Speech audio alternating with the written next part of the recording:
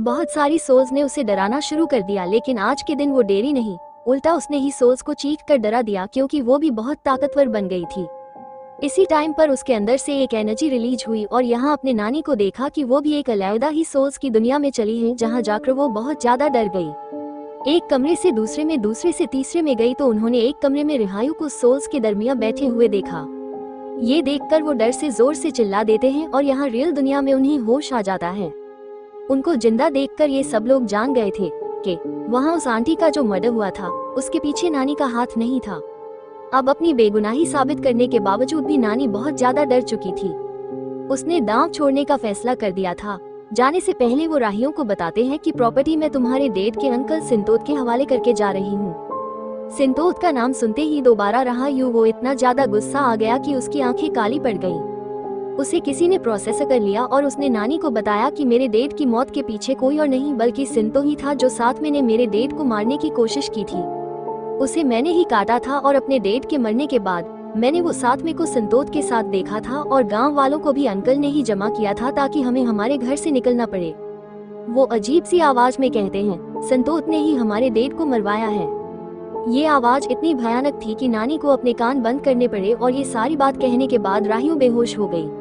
राहियु को अब शाम में होश आया था। वो काम पे भी नहीं गई थी।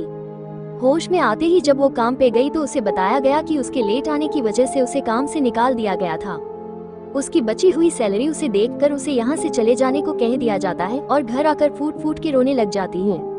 उसके रोने पर, दुखी होने पर उसके अंदर की पावर दोबारा से जाग जाती है और उसके अंदर से एक सांप निकलकर उसकी ओनर को गाड़ जा भाई, जिससे उसकी ओनर की भी मौत हो गई थी। यहाँ रायु वाले वाक्य के बाद नानी बुरी तरह डर चुकी थी। उन्हें कुछ समझ नहीं आ रहा था।